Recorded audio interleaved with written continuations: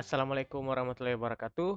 Perkenalkan, nama saya Andi Muhammad Faryal dengan stambuk 130 2019 0027 dari kelas A1 Program Studi Teknik Informatika Fakultas Ilmu Komputer Universitas Muslim Indonesia.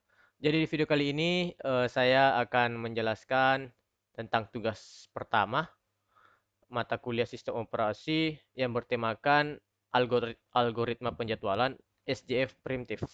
Jadi langsung saja ke PPT-nya. Let's go.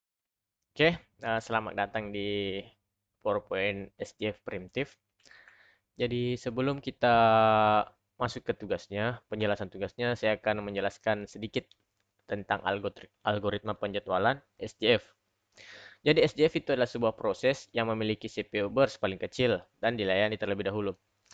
Sebenarnya ada dua skema, tapi di tugas satu ini temanya itu primitif.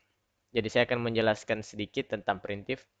Jadi primitif itu jika proses baru datang dengan panjang CPU burst lebih pendek dari sisa waktu proses yang saat itu sedang dieksekusi, maka proses ini harus ditunda dan diganti dengan proses baru. Uh, itu tadi penjelasan singkatnya. Langsung saja ke soalnya. Oke, ini dia tabel nomor 1, tugas 1 SJF primitif. Pertanyaannya itu gambarkan gancarnya dan hitung nilai AWT atau average waiting time-nya. Kita langsung ke pembahasannya. Uh, nah, sebelum kita membuat gancarnya, adapun cara penyelesaiannya, yang pertama itu kita mengurutkan proses dengan nilai AT mulai dari yang terkecil. Dan penyelesaian yang kedua, kita menghentikan proses jika kita temukan proses dengan nilai BT terkecil. Dan mulai kembali proses dari awal dengan melihat nilai BT dan menghitung nilai AT. Dan yang ketiga itu, jika kita menemukan nilai AT sama dengan 0, maka kita yang menghitung nilai BT yang kita hitung. Jadi langsung saja, ini tabelnya. Kita langsung ke gancarnya. Kenapa kita masukkan P1 di sini? Karena seperti penyelesaian pertama, kita mengurutkan proses dengan nilai AT mulai dari yang terkecil. Jadi kita masukkan P1 karena nilai AT-nya atau arrival time-nya yang terkecil di antara proses lainnya, yaitu 0. Kita masukkan P1, terus kita lanjutkan dengan P2, karena terkecil kedua itu P2. Kita masukkan P2. Nah, kita berhenti. Kita berhenti di sini karena BT terkecil. Kita lihat BT-nya, P2 itu burst time-nya 2. Jadi kita, seperti yang kita pada penyelesaian kedua, mulai kembali proses dari awal dengan melihat nilai BT dan menghitung nilai AT-nya. Kita masukkan di sini 6, karena kita ambil P3, arrival time-nya P3. Nah, kita lihat di sini, kenapa kita ambil plus 3 burst time-nya? Karena di penyelesaian ketiga itu, jika kita menemukan nilai AT sama dengan 0, maka kita menghitung nilai BT-nya. Kebetulan di sini AT-nya P1 itu 0 dan burst time-nya 3, jadi kita ambil BT-nya. Jadi di sini kita plus 3, hasilnya 9. Lanjut ke P3. P3 itu arrival time-nya 6. Kita tambahkan 6, jadi 15. Terus kita lanjut ke P4. P4 itu kita tambah 7 karena arrival time-nya 7, jadi hasilnya 22. Nah, kita sudah dapat gancarnya ada 0, 4, 6, 9, dan 15. Adapun waiting time-nya setiap proses, yaitu seperti ini. Untuk mencari P1, kita menggunakan rumus P1 awal ditambah dalam kurung P1 akhir dikurang P2, balas kurung dikurang arrival time P1. Seperti yang kita tahu di sini, P1 awal itu nilainya adalah 0. Nilainya adalah 0. Jadi kita masukkan 0 di sini. Terus kita tambahkan P1 akhir dikurang P2. Kita tahu P1 akhirnya di sini adalah 6. P1 akhirnya itu adalah 6. Dan P2 itu adalah 4. Terus kita kurangi dengan arrival time P1. Arrival time-nya itu P1 itu 0. Jadi kita dapat nilainya. Jadi kita masukkan 0 ditambah dalam kurung 6 dikurang 4 balas kurung dikurang 0 sama dengan 2. Kita dapat P1-nya. Oke, kita lanjut ke P2. Rumusnya itu P2 dikurang arrival time P2. Kita dapat nilainya P2 itu 4. P2 itu 4 dikurang dengan arrival time P2 itu 4 juga. Jadi P2-nya itu adalah 0. Kita dapat P2, sekarang lanjut ke P3. P3 itu rumusnya P3 dikurang arrival time P3. P3 itu kita dapat nilainya yaitu 9. Kita kurangnya 6. Kenapa 6? Karena kita lihat arrival time P3. Arrival time P3 itu adalah 6. Kita kurang, hasilnya adalah 3. Jadi kita dapat hasil dari P3. Sekarang P4, proses terakhir. Yaitu dengan rumus P4 dikurang arrival time P4. P4 itu kita dapat di sini itu hasilnya adalah 15. Kita kurang dengan arrival time P4 hasilnya adalah 7. Kita masukkan angkanya. 15 dikurang 7 sama dengan 8. Nah, setelah kita dapat semua ini, kita langsung masuk ke pertanyaan kedua yaitu menghitung AWT atau average waiting time. Jadi rumus AWT itu dalam kurung P1 ditambah P2 ditambah P3 ditambah P4 balas kurung dibagi 4. Kenapa di sini kita bagi 4? Karena di sini terdapat 4 proses. Makanya kita bagi 4. Jadi kita masukkan nilainya. 2 ditambah 0 ditambah 3 ditambah 8 dibagi 4. Jadi hasilnya itu 13 dibagi 4. 13 dibagi 4 itu hasilnya adalah 3,25 milisecond. Nah, ini tadi hasil dari tugas 1 nomor 1.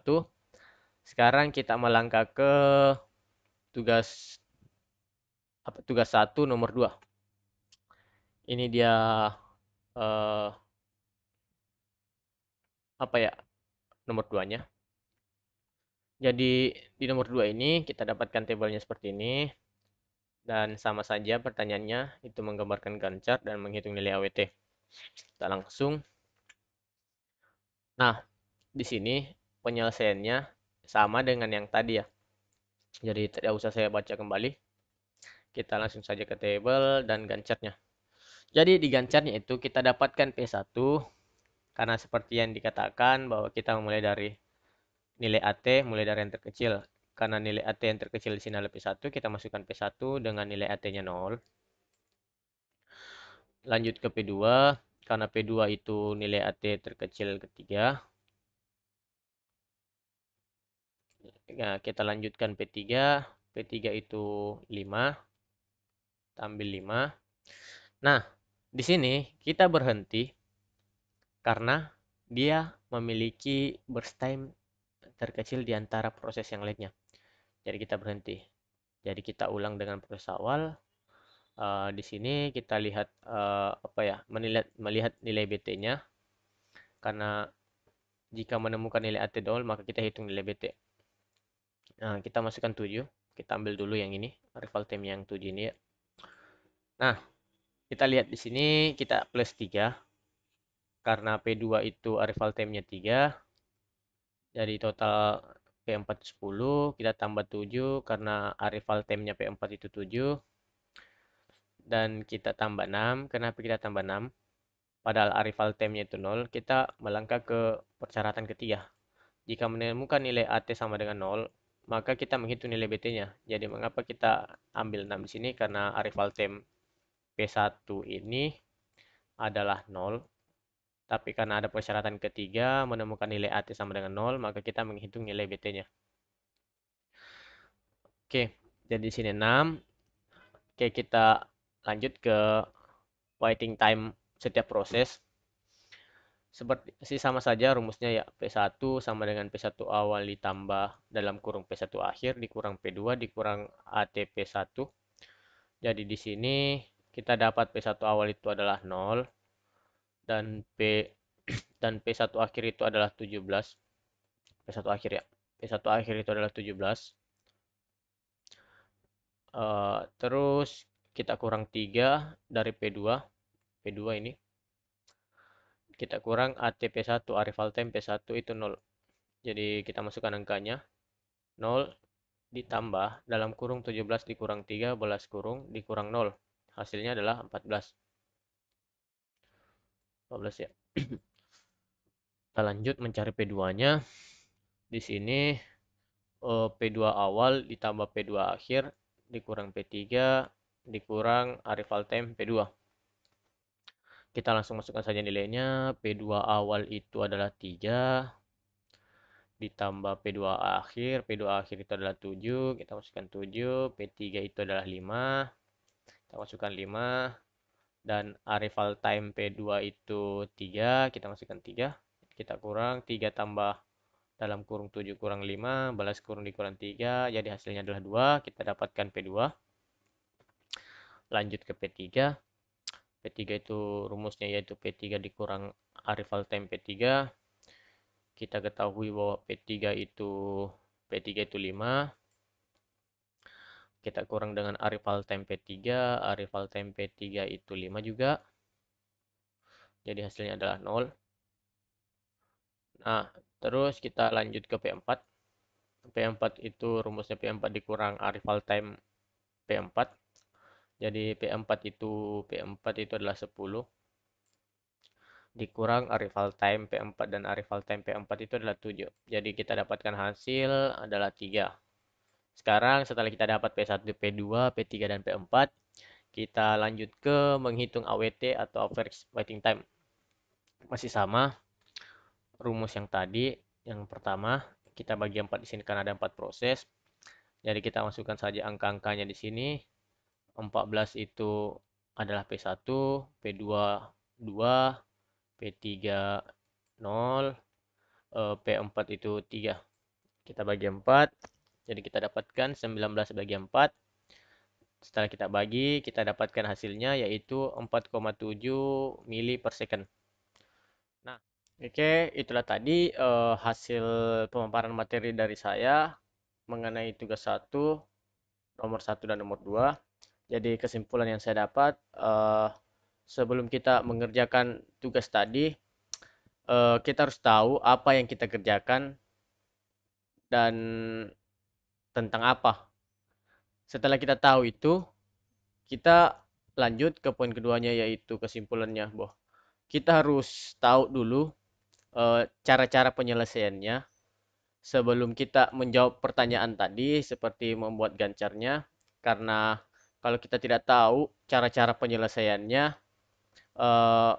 mungkin kita tidak bisa tahu alur kerja dari pembuatan gancar bagaimana, sama dengan rumus-rumus AWT untuk menghitung AWT-nya bagaimana. Mungkin itu saja kesimpulan dari saya. Kurang lebihnya mohon dimaafkan. Wabillahi taufik wal hidayah. Wassalamualaikum warahmatullahi wabarakatuh.